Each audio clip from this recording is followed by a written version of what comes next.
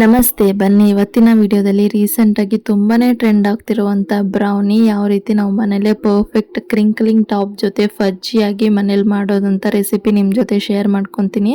ಇವತ್ತು ಬಂದು ನಾನು ಎಗ್ಲೆಸ್ ಬ್ರೌನಿ ರೆಸಿಪಿ ಶೇರ್ ಮಾಡ್ತಿದ್ದೀನಿ. ಇನ್ ಕೇಸ್ ನಿಮ್ಗೇನಾದರೂ ಎಗ್ ಬ್ರೌನೀಸ್ ಬೇಕಂದ್ರೂ ಕಾಮೆಂಟ್ಸಲ್ಲಿ ತಿಳಿಸಿ, ಖಂಡಿತ ರೆಸಿಪಿಯನ್ನು ಶೇರ್ ಮಾಡ್ತೀನಿ. ಮತ್ತು ಖಂಡಿತ ನೀವು ಮನೇಲಿ ಟ್ರೈ ಮಾಡಿ ನೋಡಿ ಹೇಗೆ ಬಂತು ಅನ್ನೋದು ಫೀಡ್ಬ್ಯಾಕ್ನ ಮರಿದರೆ ನನ್ನ ಜೊತೆ ಕಾಮೆಂಟ್ಸಲ್ಲಿ ಶೇರ್ ಮಾಡ್ಕೊಳ್ಳಿ.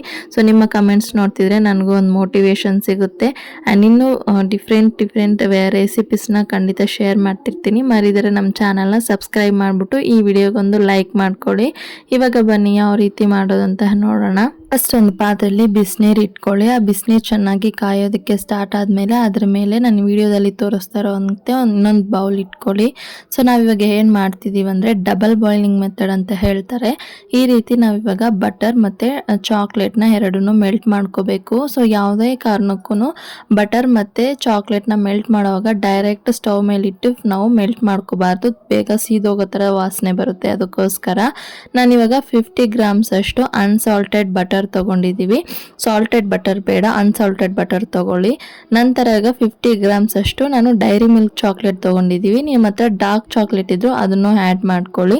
ಸೊ ಬಟರು ಚಾಕ್ಲೇಟು ಈಕ್ವಲ್ ಕ್ವಾಂಟಿಟಿಲಿ ತಗೊಂಡು ಆ ಬಿಸಿನೀರಿನ ಮೇಲೇ ಇಟ್ಟು ಚೆನ್ನಾಗಿ ವಿಸ್ಕಲ್ಲಿ ಮಿಕ್ಸ್ ಮಾಡ್ತಾ ಇದೆ. ನೀಟಾಗಿ ಅದು ಮೆಲ್ಟ್ ಆಗಿ ಒಂಥರ ಕ್ರೀಮಿ ಕನ್ಸಿಸ್ಟೆನ್ಸಿಗೆ ಬರುತ್ತೆ. ಇವಾಗ ಅದರಲ್ಲಿ ನಾವು 25 ಗ್ರಾಮ್ಸ್ ಅಷ್ಟು ಕೊಕೋ ಪೌಡರ್ ಆ್ಯಡ್ ಮಾಡ್ಕೋಣ. ಇನ್ ಕೇಸ್ ನಿಮಗೆ ಎಷ್ಟು ಗ್ರಾಮ್ ಅಂತ ಗೊತ್ತಾಗಲ್ಲ ಅಂದರೆ ಯಾವುದಾದ್ರೂ ಒಂದು ಬೌಲ್ ತೊಗೊಳ್ಳಿ. ಅದೇ ಬೌಲಲ್ಲಿ ಎಲ್ಲ ಇಂಗ್ರೀಡಿಯೆಂಟ್ಸು ಮೆಷರ್ ಮಾಡ್ಕೊತಾ ಬನ್ನಿ, ನಿಮಗೆ ಪರ್ಫೆಕ್ಟ್ ಬ್ರೌನಿ ಸಿಗುತ್ತೆ. ಸೊ ನಾನೀಗ ವಿಡಿಯೋದಲ್ಲಿ ತೋರಿಸಿದ್ನಲ್ಲ ಅದೇ ಬೌಲಲ್ಲೇ ನಾನೆಲ್ಲ ಮೆಷರ್ಮೆಂಟ್ಸು ತೊಗೊತೀನಿ. ನಿಮಗೆ 25 ಗ್ರಾಮ್ಸ್ ಅಷ್ಟು ಗೊತ್ತಾಗಲ್ಲ ಅಂದರೆ ನೀವು 1/4 ಕಪ್ ಅಷ್ಟು ಕೊಕೋ ಪೌಡರ್ ಹಾಕಿ ಚೆನ್ನಾಗಿ ಮಿಕ್ಸ್ ಮಾಡ್ಕೊಳ್ಳಿ. ಇವಾಗ ಅದೇ ಕಪ್ಪಲ್ಲಿ ಅರ್ಧ ಕಪ್ ಅಷ್ಟು ಬ್ರೌನ್ ಶುಗರ್ ತೊಗೊಂಡಿದ್ದೀನಿ. ಸೊ ಫಸ್ಟ್ ಬ್ರೌನ್ ಶುಗರ್ ಹಾಕಿ ಚೆನ್ನಾಗಿ ಅದು ಮಿಕ್ಸ್ ಮಾಡ್ಕೊಳ್ಳಿ. ನಂತರ ಇವಾಗ ಅದೇ ಕಪ್ಪಲ್ಲಿ ಒಂದು 1/2 ಕಪ್ ಅಷ್ಟು ವೈಟ್ ಶುಗರ್ ಆ್ಯಡ್ ಮಾಡ್ತಿದ್ದೀನಿ. ನಿಮ್ಗೆ ಇನ್ ಕೇಸ್ ಏನಾದರೂ ಬ್ರೌನ್ ಶುಗರ್ ಇಲ್ಲ ಅಂದರೆ 1 ಕಪ್ ಅಷ್ಟು ವೈಟ್ ಶುಗರ್ ತೊಗೊಳ್ಳಿ. ವೈಟ್ ಶುಗರ್ ಬೇಡ ಅಂತ ಹೇಳಿದ್ರೆ 1 ಕಪ್ ಅಷ್ಟು ಬ್ರೌನ್ ಶುಗರ್, ಅದು ನಿಮ್ಮ ಚಾಯ್ಸು. ಯಾವುದಾದ್ರೂ ಒಂದಾದರೂ ತೊಗೋಬೋದು, ಇಲ್ಲ ಎರಡೂ ತೊಗೋಬೋದು. ನನಗೆ ಬಂದು ಅದು 50 ಯೂಸ್ ಮಾಡೋವಾಗ ಟೇಸ್ಟ್ ಬಂದು ಒಂಥರ ಚೆನ್ನಾಗಿರುತ್ತೆ. ಅದಕ್ಕೋಸ್ಕರ ನಾನು ವೈಟ್ ಶುಗರ್ 50, ಬ್ರೌನ್ ಶುಗರ್ 50 ಹಾಕಿ ಚೆನ್ನಾಗಿ ಮಿಕ್ಸ್ ಮಾಡ್ಕೊತೀನಿ.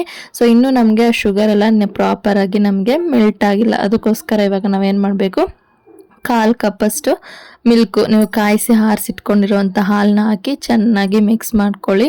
ಸೊ ಇವಾಗ ಹಾಲು ಹಾಕಿರೋದ್ರಿಂದ ಆ ಶುಗರ್ ಎಲ್ಲನೇ ಚೆನ್ನಾಗಿ ನಮಗೆ ಮೆಲ್ಟ್ ಆಗಿ ಒಂಥರ ಕ್ರೀಮಿ ಕನ್ಸಿಸ್ಟೆನ್ಸಿಗೆ ಬರುತ್ತೆ. ಅಲ್ಲಿವರೆಗೂ ನಾವು ಚೆನ್ನಾಗಿ ಮಿಕ್ಸ್ ಮಾಡ್ತಾ ಬರಬೇಕು. ಸೊ ಇಷ್ಟು ಚೆನ್ನಾಗಿ ಮಿಕ್ಸ್ ಮಾಡಿದ್ಮೇಲೆ ಇವಾಗ ಇದರಲ್ಲಿ ಒಂದು 1/2 ಸ್ಪೂನ್ ಅಷ್ಟು ಬೇಕಿಂಗ್ ಪೌಡರನ್ನು ಆ್ಯಡ್ ಮಾಡ್ಕೊಬೇಕು. ನಂತರ ಒಂದು ಪಿಂಚ್ ಅಷ್ಟು ಸಾಲ್ಟ್. ಸೊ ನಾವು ಸಾಲ್ಟ್ ಆ್ಯಡ್ ಮಾಡೋದ್ರಿಂದ ಟೇಸ್ಟ್ ಬಂದು ಎನ್ಹಾನ್ಸ್ ಮಾಡಿಕೊಡುತ್ತೆ. ಅದಕ್ಕೋಸ್ಕರ ಒಂದು ಪಿಂಚ್ ಅಷ್ಟು ಸಾಲ್ಟ್ ಆ್ಯಡ್ ಮಾಡಿಕೊಂಡು, ನಿಮ್ಮ ಹತ್ರ ಏನಾದರೂ ವೆನಿಲಾ ಎಸೆನ್ಸ್ ಇದ್ದರೆ ಅದನ್ನು ಕೂಡ ನೀವು ಒಂದು 1/2 ಸ್ಪೂನ್ ಅಷ್ಟು ಆ್ಯಡ್ ಮಾಡ್ಕೋಬೋದು. ಸೊ ನನ್ನ ಹತ್ರ ಇಲ್ಲ, ಅದಕ್ಕೋಸ್ಕರ ನಾನು ಆ್ಯಡ್ ಮಾಡ್ತಿಲ್ಲ. ಅದು ಆ್ಯಡ್ ಮಾಡಿಲ್ಲ ಅಂದರೂ ಏನೂ ಪ್ರಾಬ್ಲಮ್ ಇಲ್ಲ. ನಾವು ಕೊಕೋ ಪೌಡರ್ ಹಾಕಿರೋದ್ರಿಂದ ಆ ಚಾಕ್ಲೇಟ್ ಫ್ಲೇವರ್ ತುಂಬಾ ಚೆನ್ನಾಗಿರುತ್ತೆ. ಇವಾಗ ನಾನು 1 ಕಪ್ ಅಷ್ಟು ಮೈದಾ ಹಿಟ್ಟು ತೊಗೊಂಡಿದ್ದೀನಿ.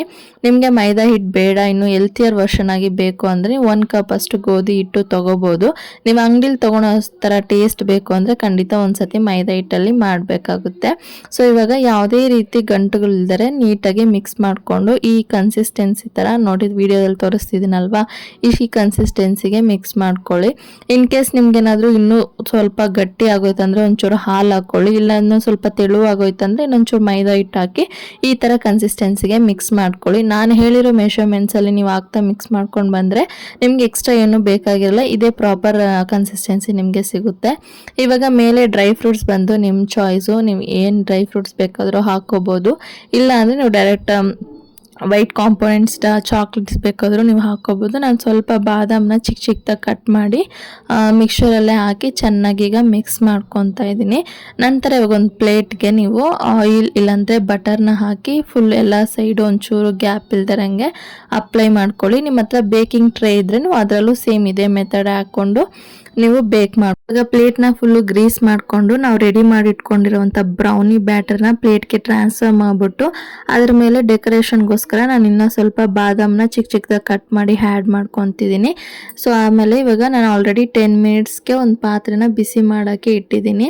ನೀವು ಕುಕ್ಕರಲ್ಲಿ ಮಾಡೋದ್ರಿದ್ರೆ ಒಂದು 10 ಮಿನಿಟ್ಸ್ಗೆ ಕುಕ್ಕರ್ನ ಪ್ರೀ ಹೀಟ್ ಮಾಡಿಕೊಂಡು ಅದರಲ್ಲಿ ಇದೇ ಥರ ಒಂದು ಸ್ಟ್ಯಾಂಡೋ ಇಲ್ಲಾಂದರೆ ಒಂದು ಬೌಲು ಮೇಲೆ ಹಿಂಗೆ ಎತ್ತಿಡೋದಕ್ಕೋಸ್ಕರ ಅದ್ರ ಮೇಲೆ ನಾವು ರೆಡಿ ಮಾಡಿಟ್ಟಿರೋಂಥ ಪ್ಲೇಟ್ನ ಇಟ್ಟು ಸೊ ಕಂಪ್ಲೀಟಾಗಿ ಹೇರ್ ಎಲ್ಲೂ ಹೊರಗಡೆ ಹೋಗ್ದಿರಂಗೆ ಫುಲ್ಲು ಕ್ಲೋಸ್ ಮಾಡಿ 35 to 40 ಮಿನಿಟ್ಸ್ ನೀವು ಬೇಕ್ ಮಾಡಿ ತೆಗೆದ್ರೆ ಟೇಸ್ಟಿಯಾಗಿರುವಂಥ ಬ್ರೌನಿ ಬಂದು ರೆಡಿಯಾಗಿರುತ್ತೆ.